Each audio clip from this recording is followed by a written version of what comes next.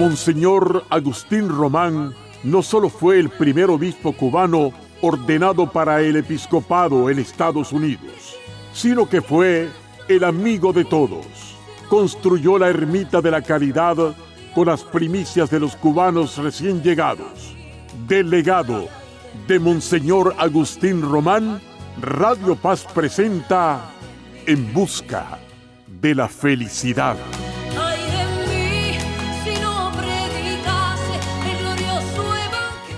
La paz del Señor esté con todos ustedes. Que la paz de Cristo reine en sus corazones, reine en sus familias y reine en sus ambientes. Que seamos nosotros instrumentos de su paz. Dios es la fuente de la paz y Dios nos habla a nosotros. Su palabra pacifica el corazón. Llena de paz el corazón humano. Pues bien, seguimos abriendo la palabra de Dios. Yo les invitaría a leer el Éxodo, ese libro maravilloso que ustedes encuentran después del Génesis. Y el personaje principal del Éxodo es Moisés. Hemos hablado en charlas anteriores de él. Es el amigo de Dios. Recibe de Yahvé la ley. El Éxodo 19, capítulo 19, es un capítulo maravilloso. Dios pacta la alianza con este hombre maravilloso. Y con este hombre que es Moisés, caudillo de su pueblo, también lo hace con su pueblo. Y esta alianza o este pacto, que estaba condicionada a la fidelidad de éste, se realiza allí, en el Sinaí. Y en adelante la Biblia nos dice que Dios será su Dios e Israel será su pueblo. Y este es el momento en que se decide para siempre el destino de Israel. El destino de ese pueblo pequeño de 12 tribus que va a darnos más tarde al Salvador de los hombres, Cristo Jesús. La revelación de Dios. Y esto es lo que quiere significar la teofanía, manifestación de Dios. Va a constituir el mayor de los acontecimientos religiosos de este pueblo. Un pueblo pequeño, un pueblo que ha sido esclavo, un pueblo que será beduino por el desierto. Pero la proclamación de la alianza de Dios con su pueblo por medio de Moisés va a ser extraordinaria. Va a tener consecuencias tremendamente grandes. Y supone esta revelación, primero que nada, la práctica y normas de vida o comienzo de lo que nosotros llamamos después la ley o los mandamientos. Es interesante leer el Éxodo 20 y leer el capítulo 20, 21, 22 y 23. Y nosotros vemos como Dios, Yahvé Dios, el único Dios, como dice ese capítulo 20, versículo 3, que es reconocido como tal, no solo por algunos espíritus selectos, sino por todo un pueblo. Y este pueblo es el pueblo de Dios.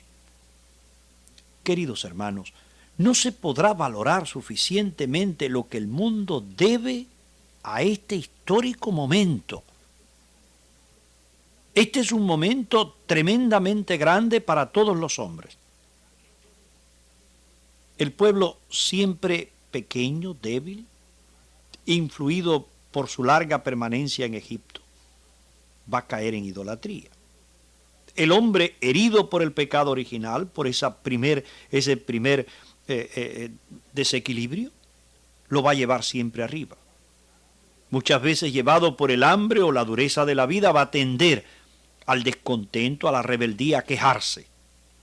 Pero sin embargo, Moisés impondrá con energía la ley de Dios, la ley del Señor. Ese capítulo 32 y 33 del Éxodo en que Moisés denuncia a su pueblo, pueblo de cuello tieso, es tremendo. La numerosa caravana reprende su marcha hacia el norte.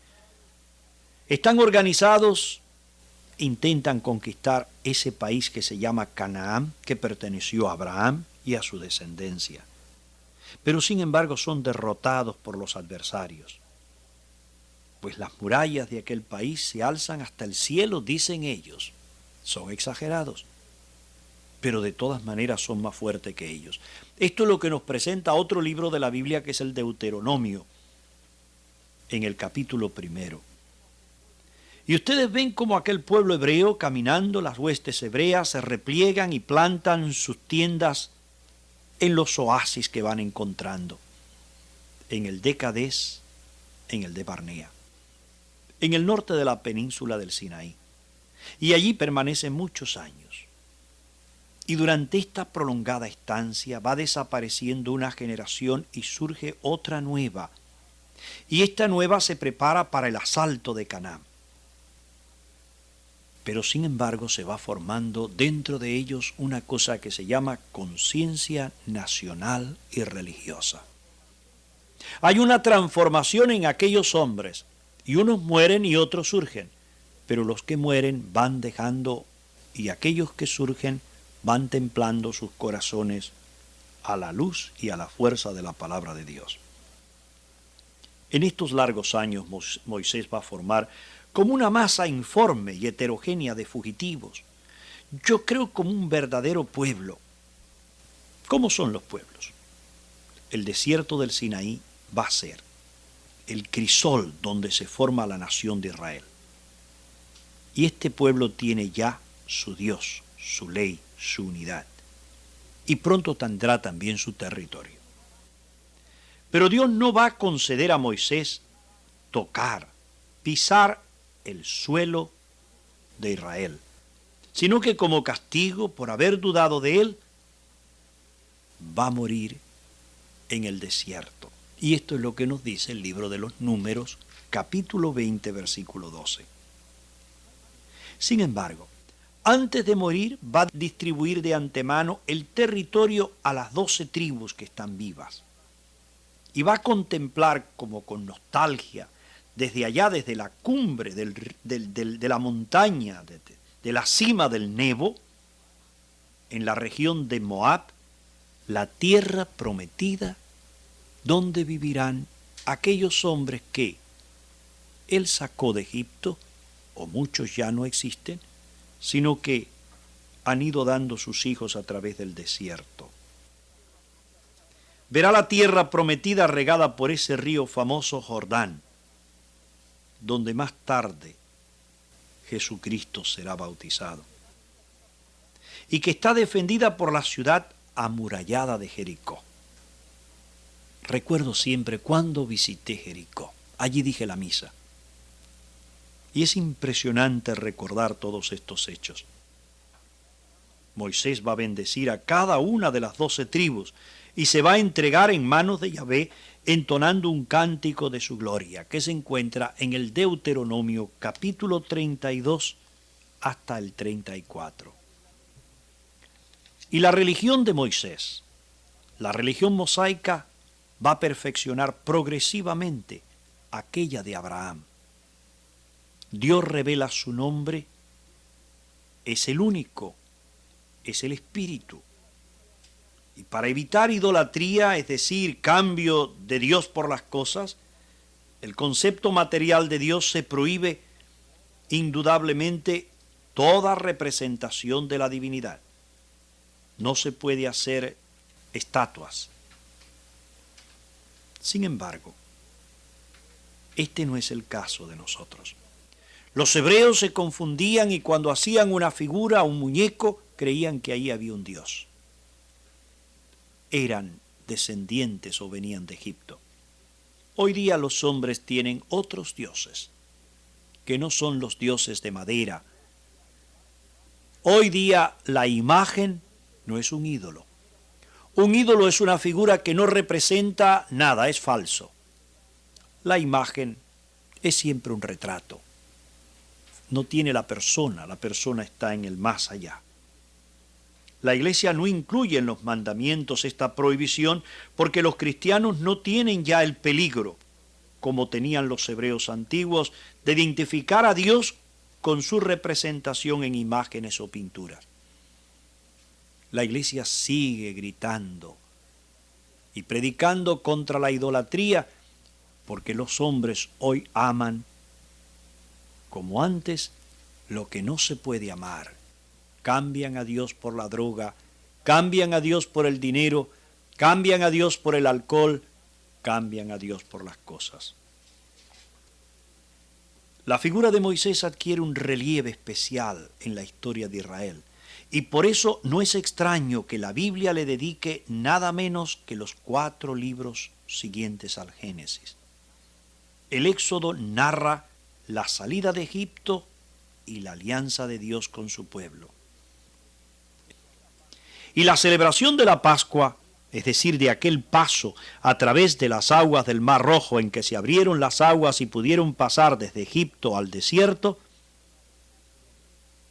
con el Cordero Pascual, tienen el tipo de la Pascua cristiana. Cristo que muere y resucita y que pasa de la muerte a la vida, de la tierra al cielo, de los hombres al Padre.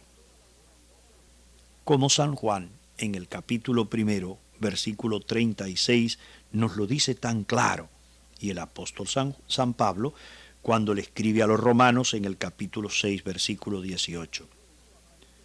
En el Éxodo aparece un pan misterioso tirado por los campos, es decir, por el desierto. Es el maná. Y esto no es otra cosa sino un símbolo, un tipo de lo que más tarde va a ser la Eucaristía, como San Juan nos lo da a comprender tan claro en el capítulo 6. En la liturgia cristiana, en la misa y en nuestra ceremonia, se hallan influencias de la religión mosaica. Por ejemplo, el pan sin levadura de la misa nos recuerda la noche aquella del Éxodo. Los mandamientos, la voluntad de Dios en el Decálogo, los principios de justicia y de caridad que se contienen en este libro tienen una actualidad perenne. Queridos hermanos, en una palabra, el libro del Éxodo supera cualquier otro libro del Antiguo Testamento. Terminado el Éxodo, y recuerden que yo empecé explicándoles el Génesis, después sigue el Éxodo, aparece el Levítico.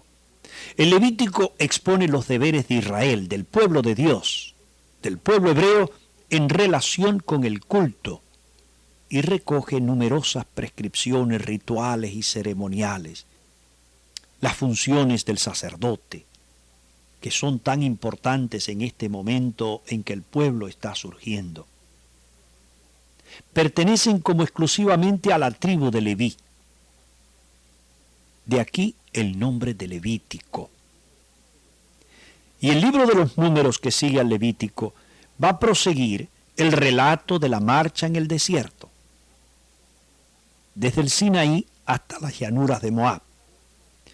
Su narración tiene en cuenta la vida particular de las 12 tribus y nos va a relatar cómo estas 12 tribus vivían bajo las normas de aquel pacto, de aquella alianza. En este cuarto libro se hallan también algunas prescripciones rituales, los ritos.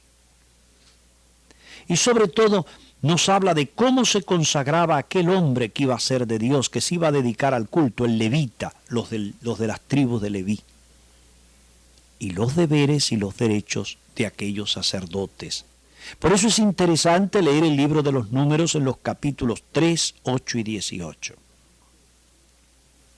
Seguidamente tienen el Deuteronomio. Viene a ser como el testamento espiritual. El testamento espiritual en forma oratoria que Moisés dirige a su pueblo y que lo hace antes de morir, para que permanezca fiel a la ley revelada. Su nombre significa segunda ley, Deuteronomio, puesto que la repite y la completa. En los 5 primeros libros de la Biblia y por eso se llama Pentateuco, es decir, Génesis, Éxodo, Levítico, Número y Deuteronomio, se nos presenta a nosotros o está comprendida la voluntad de Dios, la ley, la cual no es sólo los 10 mandamientos, sino las numerosas leyes complementarias relativas a la vida religiosa, a la vida moral e incluso a la vida higiénica, el cuidado del cuerpo. Pueden distinguirse en su texto actual varias, pudiéramos decir, estratos literarios que son como el resultado de varios ciclos de antiguas tradiciones. Todo esto tuvo varias tradiciones. Primero, la palabra de Dios fue oral. Dios no escribió, Dios habló. Y la dejó en el corazón y en el alma de aquellos hombres. Y aquellos hombres, inspirados por el Espíritu Santo más tarde, después de haberla transmitido a sus hijos oralmente, la fueron poniendo sobre el papel que hoy nosotros recibimos en la Biblia. Hay 4 tradiciones, 4 fuentes. Una es la tradición yavista, llamada así porque designa a Dios con el nombre de Yahvé. Y la forma literaria es viva, es imaginativa y de un profundo contenido doctrinal sobre Dios y sobre el hombre. La creación del hombre se hace tal parece como si Dios bajara a la tierra y tomara barro, hiciera un muñeco y le soplara. Todo esto se escribió, por lo menos en lo esencial, a partir del reinado de Salomón en Judá. Estaba vivo en el pueblo, se pasaba de padres a hijos, pero llega al papel por el tiempo de Salomón. Siempre que habla de Dios, dice Yahvé. Por tanto, es la tradición yavista.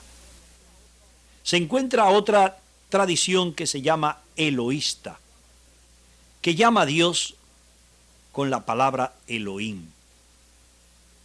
Esta más bien es de carácter moral, es superior, es más sobria.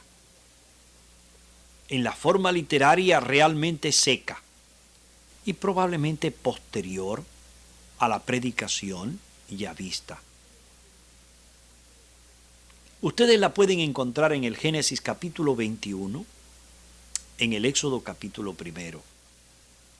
Parece que tiene su origen en las tribus del Reino del Norte. No tiene imágenes. Es distinta. Ustedes tienen una tercera tradición. Estoy hablando de las tradiciones, de las corrientes que fueron trayendo la palabra de Dios. Y esta es la sacerdotal. Nace durante el exilio y nacen los israelitas que están allá en Babilonia. Y se caracteriza por sus leyes, por su espíritu litúrgico. Fíjense en el Génesis capítulo 1, en el libro de los Números del 1 al 10. Queridos hermanos, abarca una quinta parte del Génesis, las 2/3 partes de los Números y la mitad del Éxodo. Y el Levítico es íntegro de la tradición sacerdotal. Y cuarta, la tradición deuteronómica, que es de estilo amplio y es un estilo bastante oratorio. Y si ustedes se fijan, pone toda su atención principalmente en varias ideas. Fíjense que cuando ustedes la leen a través de la Biblia, la encuentran, Dios elige siempre a los hombres. Entre los pueblos elige a Israel. Se detiene mucho en el pacto o la alianza. Y esta está siempre condicionada a la fidelidad del pueblo, a la ley y también al culto en su único santuario. Estas 4 tradiciones van a ser como 4 jarras que van a buscar agua y que la ponen en común. La palabra de Dios fue dada a aquellos hombres.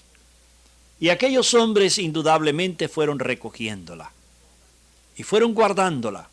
Y en las almas de aquellos hombres escrita fue transmitiéndose. Y más tarde la ponen en común y nos entregan ese tesoro que hoy se llama la Biblia, la palabra de Dios. Ahí está el mensaje divino. Y la Iglesia la lee cada día en la Eucaristía cuando se dice la misa. No hay un solo católico que pueda decir que no ha oído nunca la Biblia. Todos los días se lee en común cuando uno asiste a misa. Todos los días nosotros pudiéramos leerla en nuestra casa y ojalá que lo hiciéramos. Desde hace muchos años yo dirijo un curso bíblico desde la Ermita de la Caridad y son varios miles los que ya lo han hecho. Van estudiando la palabra de Dios y estudiándola van respondiendo semanalmente. Unos la hacen de unas semanas, tal vez 10, otros 20, otros 40. Pero la palabra de Dios sigue siendo un gran tesoro para nosotros. Queridos hermanos, empecemos a leer la palabra de Dios. Empecemos a meditarla, a saborearla, a gustarla. La Biblia tiene que tener no un lugar en nuestra casa, la Biblia tiene que tener un lugar en nuestro corazón. Está bueno ya de que nosotros digamos, tengo una Biblia. Yo te pregunto, ¿abres la Biblia? Está bueno de que digamos, leo la Biblia. Yo te pregunto, ¿vives la Biblia? Esto es lo que tenemos que hacer. La palabra de Dios fue, es y será la luz no solo para ti, sino para todo hombre que ha venido a este mundo. Pero lo será cuando tú seas capaz de abrir la puerta de tu alma y dejar que penetre intensamente y la reflejes hacia afuera como la han reflejado todos los santos. La bendición de Dios Todopoderoso, Padre, Hijo y Espíritu Santo, descienda sobre ustedes. Amén. Ay de mí, si no predicase el glorioso evangelio. Monseñor Agustín Román no solo fue el primer obispo cubano ordenado para el episcopado en Estados Unidos, sino que fue el amigo de todos. Construyó la Ermita de la Caridad con las primicias de los cubanos recién llegados. Del legado de Monseñor Agustín Román, Radio Paz presentó En Busca de la Felicidad.